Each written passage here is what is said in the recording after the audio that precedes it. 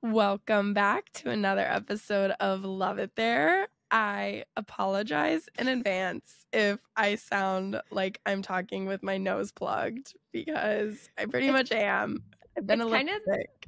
It's kind of like the sexy, like Phoebe Buffay kind of scratchy voice. So yeah, it's definitely a scratchy voice, but then it's also like so nasally. So I don't feel like that. But I appreciate you trying to make me feel better.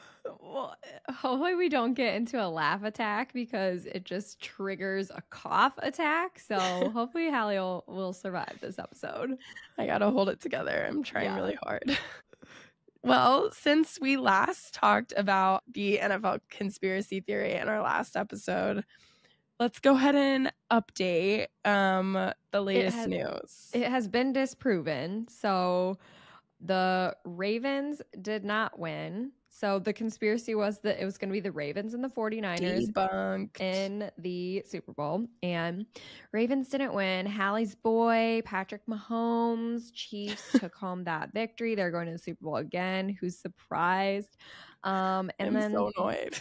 Yeah, I am too. The Lions lost. Detroit is absolutely heartbroken. It's actually was a heartbreaking game. It was tough. So, and literally Taylor Swift is peaking higher than anyone has ever peaked in their entire life. I don't understand how her life is just so great right now. I mean, it's insane. Those pictures of her and Travis Kelce like celebrating after the game. I mean, come on. It's so cute. It's so cute. How can you not? I don't even like Taylor Swift's personality kind of annoys me. I respect the grind as a businesswoman and an artist and performer, but I feel like she would bother me if I was like around her. I'm shocked to hear you say that. Yeah, one of my friends asked me yesterday. She was like, "What do you think of Taylor Swift always wearing a red lip?" And I said, the types of girls that wear red lipstick are a very specific type of person, and I don't think I would mesh well with their personality. That is true. I feel like you can tell a lot about a girl based on her lip color. Especially if you do, I mean, she constantly the red lip is bold. Yeah, that's like her trademark. Like I said, I went to her concert. It was amazing. I paid $19.89 to watch the Eras Tour movie, and I respect her. The Eras Tour is insane. I respect that she's like so driven to give the people a great performance and would never miss a show and whatever. You know, I respect that. That's so funny that it cost you $19.89. Yeah. Do you know, I mean, because of her album, $19.89. Yeah. Okay, I get it. But like, that's funny that they did that. Yep. So I did that. Jackson watched it and he was ready to buy tickets when we are in Paris because Taylor Swift is doing the Eras Tour in Paris when we are there. You guys would. We're not Did he going buy them? to. No. Oh my God. I told him not to, but he was ready to do it. That's how much he was like, when we were watching it on TV, he's like, this is amazing. I need to see this. Oh my God. So Jackson might be a bigger Swiftie than me. My roommates love Taylor Swift and they also bought the like Eras Tour movie. No, actually, I don't think they bought the Eras one, but they bought the Reputation one. Oh, and okay. They like play that all the time. Like so many times I come home and they're like in the living room screaming to like the Reputation tour and they know like every song in every order. And so I'm sure they're going to buy the Eras one if they have it already. The Eras tour is really good. It was a good video. Yeah, it was great. Yeah. I recommend. If you aren't seen the concert, you should. It's worth it to see what you missed out on because it's pretty wild. So. Yeah. But okay. Also, okay, we got this just really the people who comment on our YouTube, you guys. They're just we have avid commenters on our YouTube videos and you just never know what to expect. It's always something like so out of pocket and it's really entertaining. It's honestly hilarious. Oh my gosh, they deleted it. They got shy. Let me look. It was on, okay, so it was the positive one got deleted or the negative one? The negative one. So basically, it's on, I posted a YouTube short on our YouTube channel, and it was a clip of Hallie talking about in our Valencia episode when the bridal party was shooting off fireworks in the middle of the day. And we like thought we were getting shot. And someone commented, Karen in training. Like talking about Hallie, which I think is so funny. But now I don't see it. I don't think that's true. I really hope not. I my gosh. am not trying to be like that. But I feel very humbled that I got called out like that. Okay, we're on a podcast. We have to be a little bit dramatic. So that's just how it is. But I actually don't see it. I want to check on, because I'm looking on my phone, but I wasn't like mad that they were shooting off fireworks at 1 p.m. because I thought it was unsafe. Like, I feel like I would, like, that comment would have been justified if I would have been like, how dare you shoot off fireworks when there's people walking around? Like, that wasn't my argument. My argument is that why are you shooting off fireworks when it's broad daylight and you can't even see them? Then you're just wasting money. No, girl, you don't have to defend yourself at all. No, I don't see it online. Maybe they realized we're wrong. Well, they rewatched it and they were like, wait, this girl's actually really cool. And I don't think she's a Karen in training. Yeah, exactly. So anyways, keep the comments coming. It helps helps with the algorithm to keep people seeing our videos. So negative publicity is still publicity. That's what they say. So we'll take it. You gotta keep. Okay, well, we are going to go ahead and get into this week's episode. We're going to do another Q&A episode. Last one we did was pretty fun, so hopefully we can make this one entertaining as well. So without further ado, let's get, my voice is literally going out on me. I'm like, just get the sentence out. I'm laughing now. I'm laughing. I'm going to cough. Oh my gosh, she's dying. This is going to be a struggle. Oh no. Here we go. Oh God. Okay, let's get this going so I can get some water. Enjoy this week's episode on. It's not on it. All right, I got it. Enjoy our Q&A episode. There we go.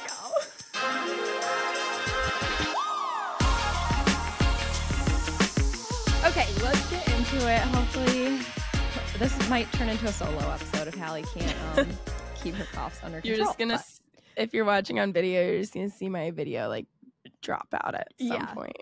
That's what happens. She's a college student. She gets sick quite a bit. But anyway, okay. The first thing we're going to talk about, someone submitted an article to our anonymous link or our anonymous submission spot, whatever. And it was interesting. So I have quite a few thoughts about it. Very interesting. So whoever submitted this, thank you. It was very thought-provoking. But I'm ready to rip it apart. I'm ready. Okay. So basically, this was a New Yorker article. It's titled The Case Against Travel by Agnes Collard. Okay. She's some philosopher lady chick, but her name's Agnes, and that's all you need to know. She needs to get off her little pedestal. That's my thought. Sorry if your name's Agnes. I didn't mean to hate.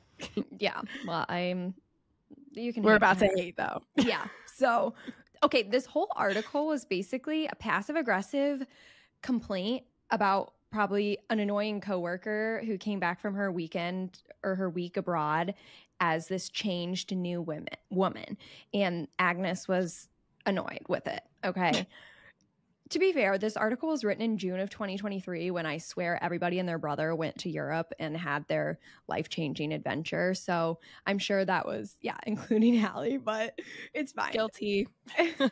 So I'm sure, that was when everybody was talking about it. So Agnes must have been a little pissed off about that. But literally the subheading of this article says, talking about travel, it turns us into the worst version of ourselves while convincing us that we're at our best.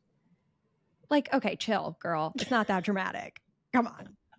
Like, okay. This girl's really ticked off that every single person in her life got a Europe vacation. Right. Like, okay, girl, seriously, calm down.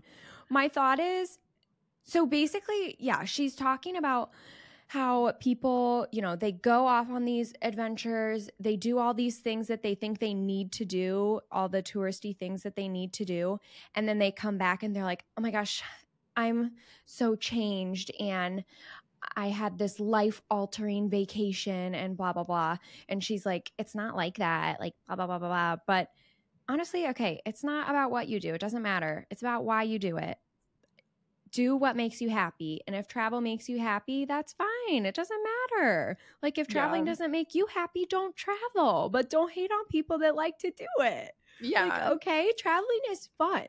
The world is beautiful. I personally like to experience new things, eat great food, see cool places, and I like to take time off work. It's a vacation. So I like doing that. No matter what I'm doing, I don't care.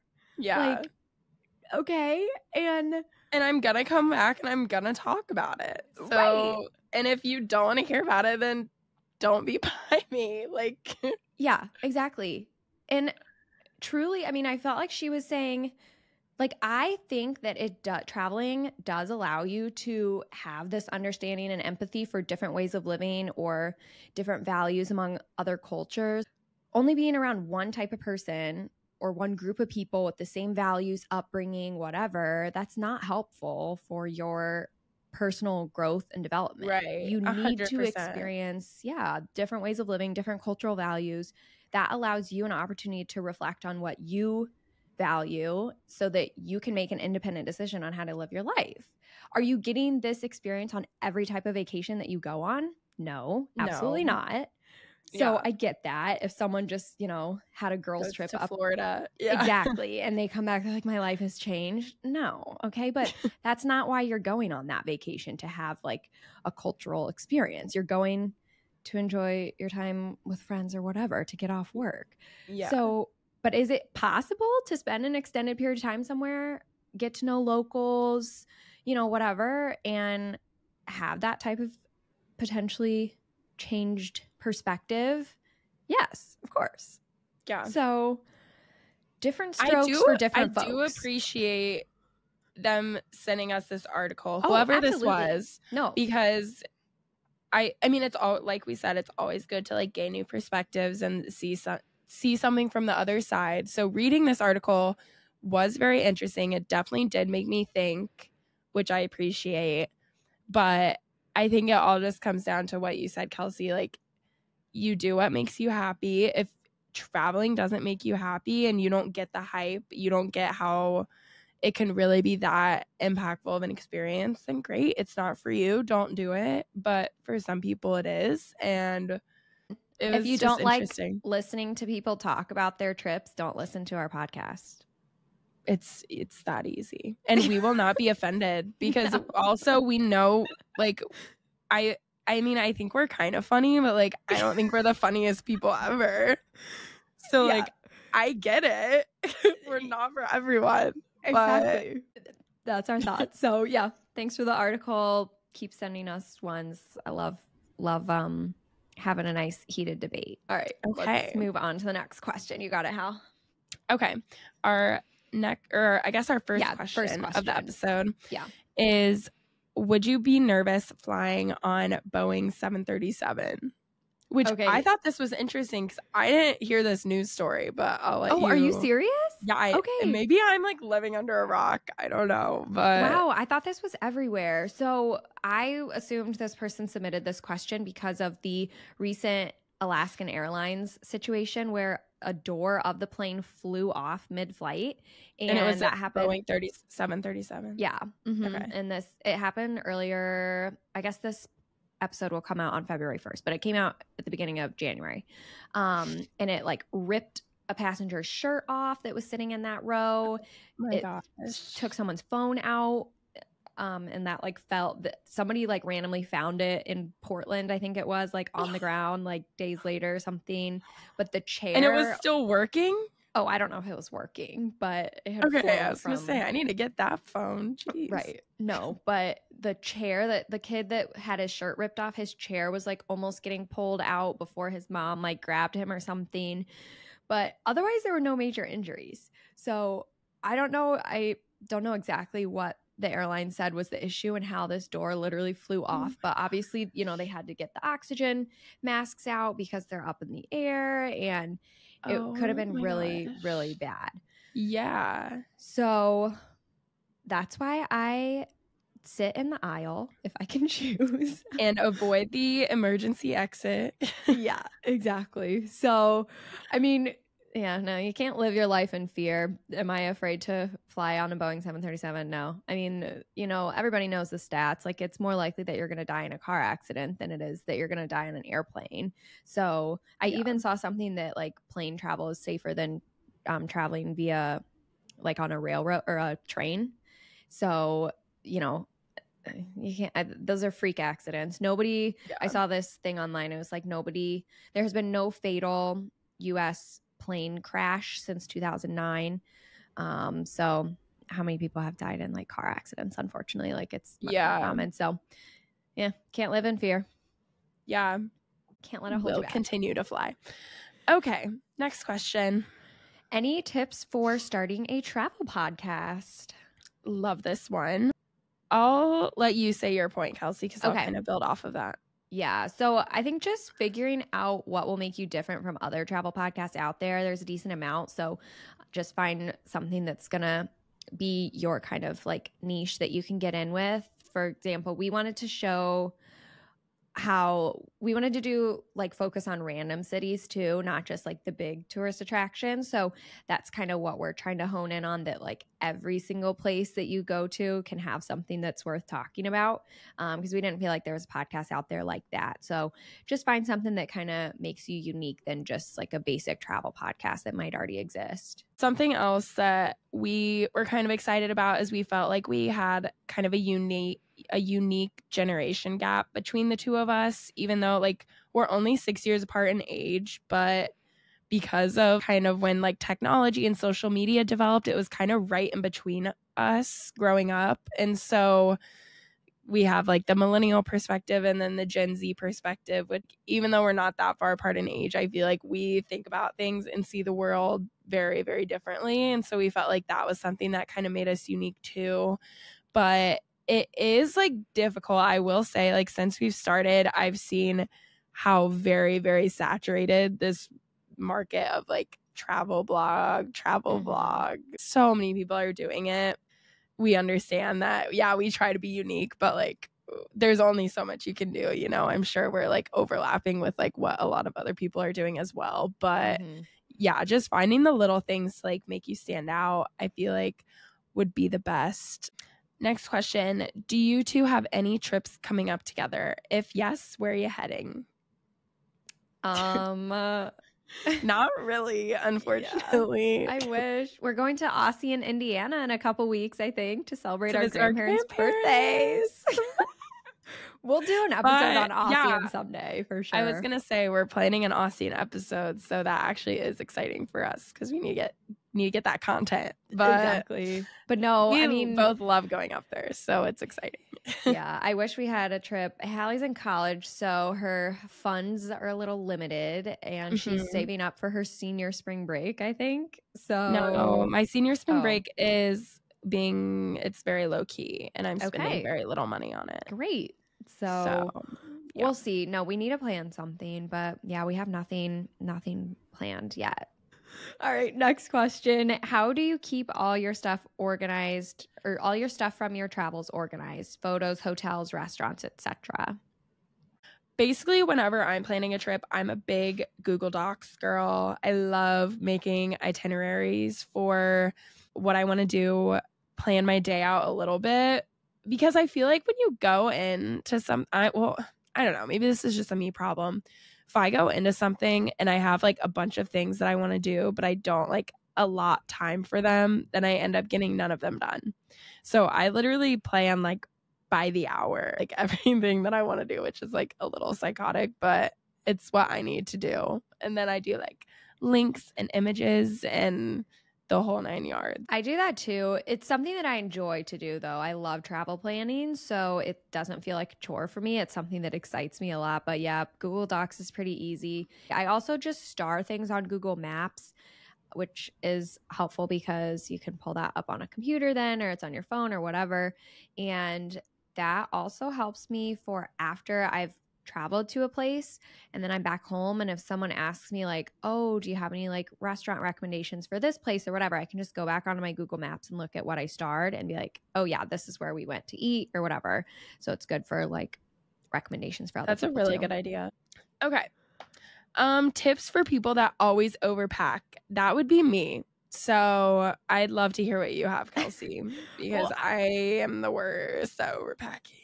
I think having an itinerary is super helpful for this, because if you've planned out kind of what you're going to do roughly, then you can kind of decide your outfits for each thing and you know exactly what you're doing. And you would think, but I like always have an itinerary, and I still just, I get so, there's nothing more stressful to me than like having somewhere to be and not having the right outfit for it. Yeah. And so I get like really paranoid that even if I know what I'm going to be doing, then I'm gonna be like, well, what if I get there and I decide I'm not going to want to wear this? So then I need 3 options for like every single thing that I do. Well, okay, my thought for that is 2 things. One, you can always buy something there where you're at. Very few places you go, you wouldn't be able to buy something new if you had to. Second thought is just only pack things that are tried and true, comfortable, you feel good in, you know you look good in, so that it's like a go-to outfit and you won't get there and be like, ugh, I don't feel like wearing this. So other thoughts. True. Also, packing cubes are huge because you can pack a ton and that really shrinks it down for you. So I know I don't have packing cubes and I really need to get some. It's so helpful. And all my friends abroad had them, and like their packing process was so much easier than mine was. If you're not on the packing cube game, you need to get on it. It's the best. My last thought is just get a travel credit card that allows for free checked bags. So you don't even have to worry about it. You just get another credit card. Yeah. The Delta card allows for 2 free checked bags, I think. So. Oh, what? Yeah. Nice. If you fly Delta, get that one. Okay. Next question. Your must-have travel things, maybe a specific suitcase or travel stuff in general. So I just said the packing cubes, but as far as like a suitcase, I have an Away suitcase, the brand Away. It can fit a ton, but because of that, it's kind of easy to go over the weight limit. So that's kind of a pro and a con. They have the passcode lock on the top, which is nice. Not that it would truly defer anybody. I mean, yeah, like, if they cut really into the suitcase if you really wanted it, but it just gives that little extra bit of, it feels a little bit safer if I ever have to leave my suitcase like in my car or something for something, then I'm like, okay, at least it's locked. It'll maybe slow someone down or whatever. And yeah, I don't know. Don't get a cute bag. I mean, I got like the cute pink color of the Away suitcase, but when I check that suitcase, it just gets so scuffed up and everything. So yeah, it doesn't really work. You don't have to. I would say for your checked bag, for your carry-on, you can maybe get a cute one, but for if it's going to be your checked bag, don't worry about what it looks like. Just get a. Sometimes it's nice to have a colorful checked bag though, because then you can always find it so quick when it comes out. Yeah. I've talked about this a million times, but I love my neck pillow. Mm-hmm. So that would be my travel essential.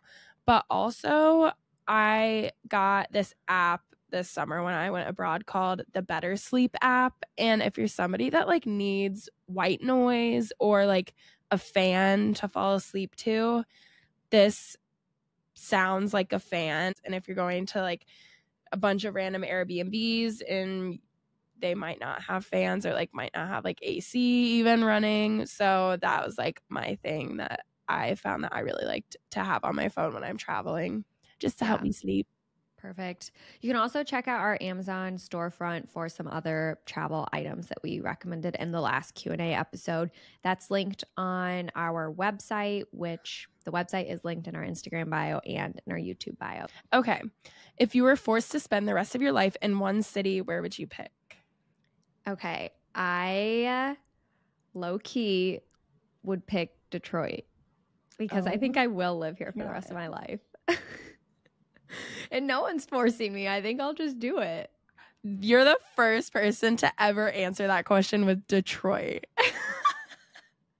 I cannot believe you said that. I am shocked.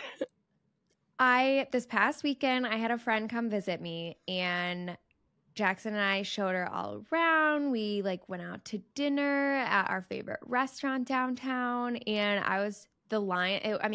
this weekend with the Lions game and everything, there was so much Detroit pride, and it just made me really proud to live here. I was like, and Detroit is such a cool city. Okay, I know if you've never been there, I know you're going to think I'm crazy, but the downtown, they're really building it up. The food scene in Detroit is better than literally, I think it's better than New York. I think it's better than Chicago. I mean, we have amazing What do you restaurants. think? What makes it so good? I think we Just have like a lot the variety. Yeah, we do have a lot of chefs that come from New York and stuff like that. That when feel like New York gets oversaturated or whatever, and then they want to come out and expand, and they come to Detroit, which is like, one of the next bigger cities that's further west. But I mean, they have so many options. Like this restaurant that we went to this past weekend, it's our favorite restaurant in Detroit, and we hadn't been there in a whole literally 12 months because there's so many other restaurants that we've been trying, and we still haven't even tried all the restaurants that we want to. There's just so many good, and you guys go out to eat a lot. We love food. We love good food. So I'm just saying, it's not like you're only going out once a month and you haven't gotten back to your favorite restaurant. No, exactly. You guys go out to eat very frequently. Yeah. So if you're a foodie, Detroit is a great city. They have so many great restaurants, and then it's on the water, like the Detroit River, and there's a lot the Ford Field, which is where the Lions play. There's the Tiger Stadium, which is baseball. Little Caesars Arena is basketball. There's lots of theaters, concerts. There's always an event going on downtown. So I don't know. It's just a fun city. I also just love the Midwest. I feel like raising a family in the Midwest is a good, just, those Midwest values, whatever. I mean, it's terrible grossness in the winter. Yeah. That's the only thing, but it makes me appreciate. The winter is October through May. Yes, but the summers are great, and it makes me appreciate when I get to travel to other places. That's true. So, yeah. That is but true. I think I actually will not move from Detroit. So that's why I was like, no one's forcing me, and I probably still live in this city the rest of my life. So I feel like that's got to be my answer. That's so interesting to me. I'm very happy that you're happy where you are.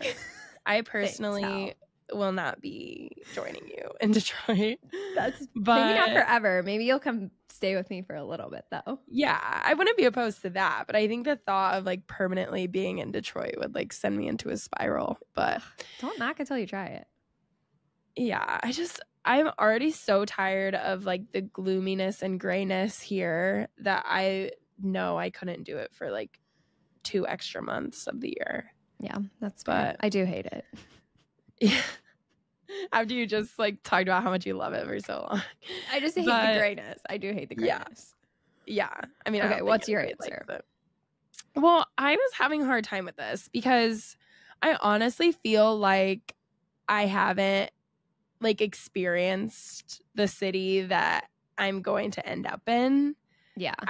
Because I don't know if I see myself I definitely want to get out of Indiana, live somewhere else for a while, and then who knows, if I start a family, maybe I'd want to come back. Mm-hmm. But I feel like there's definitely some other cities out there that I haven't fully experienced that are gonna end up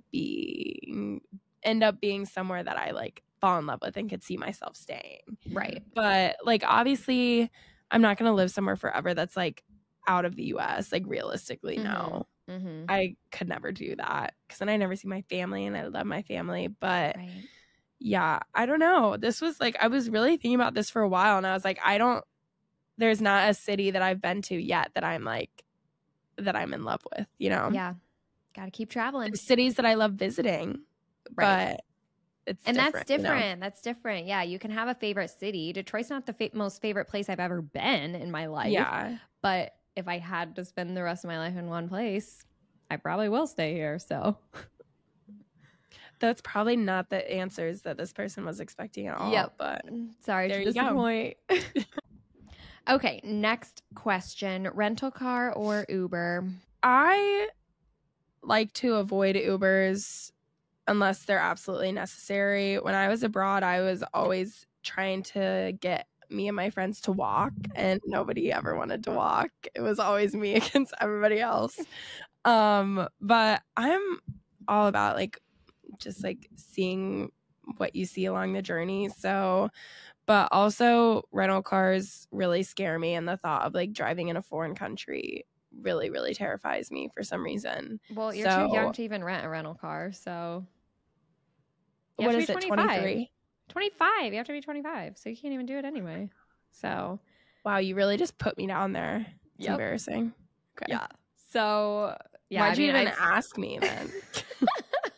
Well, you had an opinion still, so I was, okay. I would say it just depends on the amount of driving you will do. I mean, the few times I've done a rental car is just when the drive from the airport to wherever I'm staying is like really far and I'm going to need a car while I'm wherever I'm at. Or if we've done kind of like a road trip situation, when Jackson and I went to San Francisco, we got a rental car because we kind of drove down the coast a little bit and we went to Monterey and Carmel and Big Sur, and then we drove back and ended our time in San Francisco. So that's just not really, I mean, I guess you could do it with an Uber, but we needed a car to kind of drive around while we were there too. So Ubers are doable. A lot of countries have Uber, so it's super easy if you just need to get to place quickly, but not doing a ton of long trips. But yeah, the Ubers add up. So walk when you can or use public transportation if they have it. My other thought, though, is the Capital One Venture X reward card gets 10 times points on rental cars. So make sure, because rental cars can be expensive too, but 10 times points, that's getting you so many points for doing a rental car. So make sure you do that. I do just want to make a point, okay? You do have to be 25 to rent a car, but you only have to be 18 to rent a U-Haul. So you can, this is a little hack for all you people under 25 out there because I feel you. If you need a rental car, just rent a U-Haul and there's a little loophole. I didn't know you only had to be 18. That's hilarious. Yep. And I'm sure it's cheaper. Oh, probably. Because they make like pickup trucks. I mean, it's not going to be glamorous. It's not going to be cute, but like it'll get you from point A to point B. So that's hilarious. Okay. Next national park you want to visit, US or otherwise? I want to go to Glacier National Park in Montana and Zion in Utah. Those are my two top. There's so many I want to go to, but for sure those two are top of my list. What are those two known for? Glacier National Park looks a lot like, I know what Glacier National Park is. Okay, yeah, because I mean yours, because I'm looking at the outline, it's very similar. Yeah. Hallie's is Banff. She wants to go to Banff. Okay, and so well, I was just gonna say Glacier National Park. I think it looks really similar to Banff from the pictures that I've seen. No, and it looks like Switzerland in North America. So, and then Zion that's like, I've never really done an out west trip. I've been to the Grand Canyon when we were kids, but I want to do like the Red Rock Canyons and, those kind of things. That's like Zion. So yeah, for sure. Well, mine was Banff, but you guys already know that. So next. Okay, Airbnb or more of a resort style for traveling with a party of 6 to 8 people. I said resort is good for couples trips, like if you're going strictly with couples, because you can have your own space to do things and enjoy your time with your significant other, but then you're all on the same resort, so you can meet in the common areas to hang out with everybody else. But if you're going strictly with like a friend group trip, Airbnb all the way. For sure. So that way there's like common spaces that you can share. It's more, you're like always wanting to be just together. More fun. Yeah. Whereas resorts to me are more like romantic. So I would definitely agree with that. Okay. What do you consider when choosing your accommodations for a trip? Location, amenities, etc.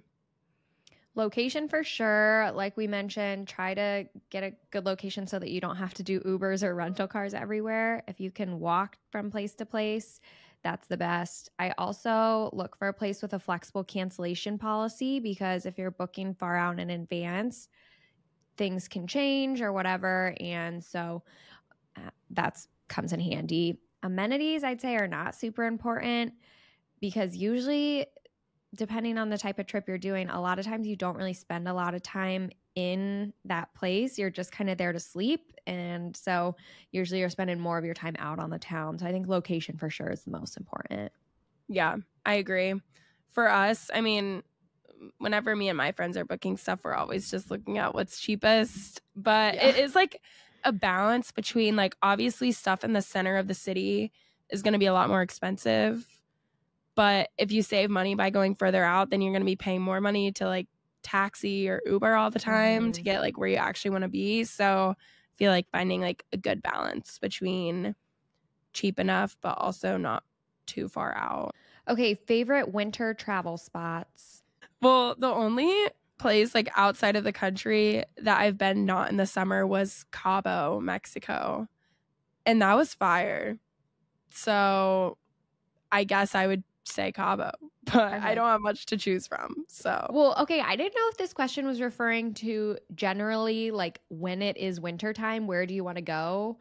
Or if it's like traveling to a winter weather location where you're doing winter weather activities. So if it's the first one in the winter, get me to the sunshine. You already hear me talk about how dreary Detroit is in the winter. So need the sunshine. Yeah, Hallie said Cabo. I've never been to Cabo, but we did a Mexico trip last winter and it was so easy and so cheap. So that's always a good one. And then if it's truly like a winter weather location, very rarely do we actually do much traveling in the winter unless it's to somewhere warm. But a few years back, we did go to St. Croix Falls, Wisconsin, which super small town in Wisconsin where our family friends live. And we did some fun winter activities. We did a little bit of skiing. We did some ice fishing. So that's another experience. That's another small town that we will definitely do an episode on someday. So that was great. But yeah, I feel like we need to do like a cool ski trip to like Colorado or something. We've never done that. So. That's what I was going to say. Like, ideally, I would love to be a part of one of those families that goes to like, what's the Vail. Yeah, like Vail, all like Aspen. the bougie families that go to like Aspen, Colorado, like all those nice places every winter for their like little ski trips. Like I wish I could do that. But okay, least favorite place ever visited. I'm like looking at our outline, mine's blank. I couldn't really even think of anything. I agree with yours. How I don't know if that's my least favorite place I've ever visited. Mine is LA. That's what I put down. LA had like the homeless population when we were there was really bad. I just didn't like the vibes in LA. Yeah. There was a lot of like just fake. Yeah. I don't know. When just on our LA stuffy.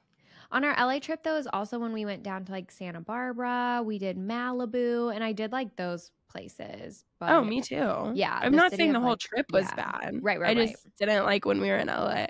Yeah.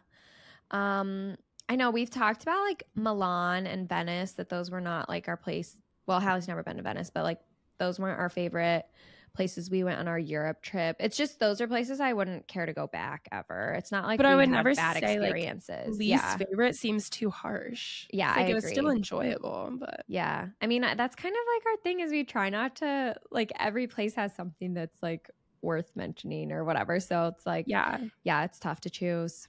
So true. Okay, next question. Will there be a Chicago episode? I am going to Chicago this weekend, little trip, but I'm only going to be there for 2 days. And I've been there before, but I still feel like I don't know the city well enough at all to like justify doing a whole podcast episode on it.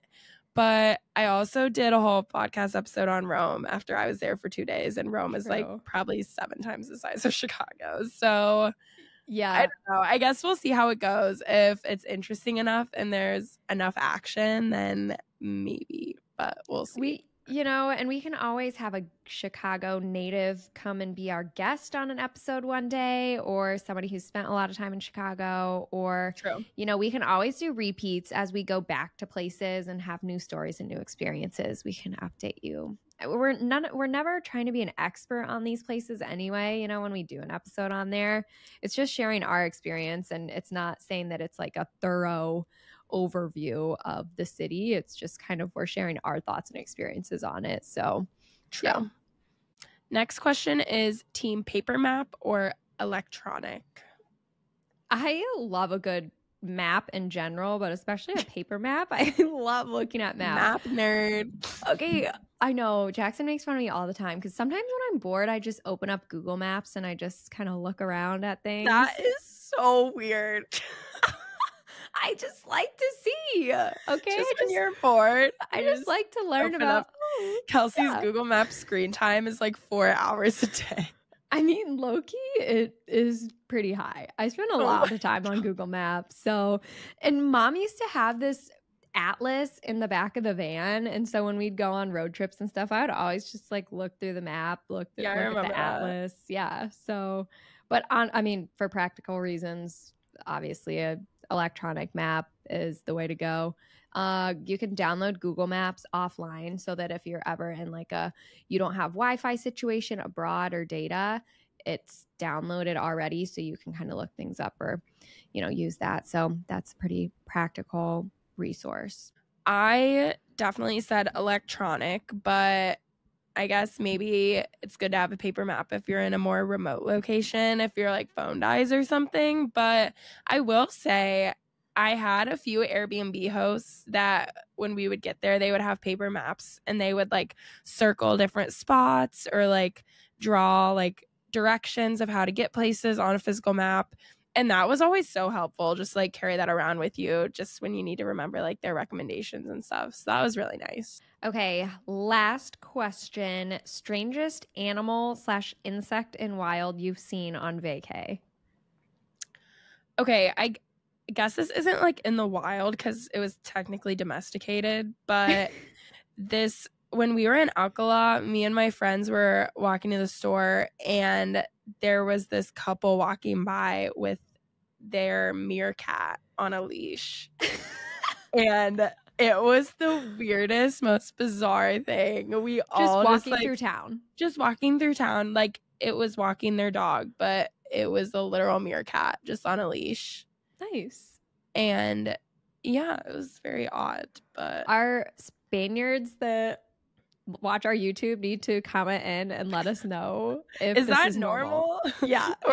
or do you think that's bizarre too? Because that's not a common sight here in the States. But you never know. Let us know. Yeah. To each their own. Yeah. Okay, I think that is it on the questions. Thank you so much, you guys, for submitting your questions. These are always great. They're super a lot of fun. Good ones. Yeah. So I love the Q&A apps. Yeah, let us know if you guys like the Q&A apps, if you like these kind of sprinkled in among our normal content. We want to make the people happy. So whatever you guys want, we do it for you.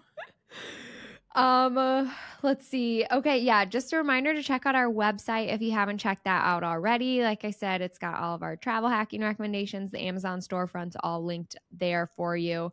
Don't forget to share our podcast and let people know why you love it. Give us a rating and review on Apple Podcasts. We got a couple new ones. We did see those. Thank you. We love you so much. Give us some comments on YouTube, good or bad. Preferably nice, but yeah. I guess like whatever you want. Helps us out either way, but we do like to hear some compliments too every once in a while. So yeah. Thanks for listening, guys, and we will see you again on Thursday. Bye.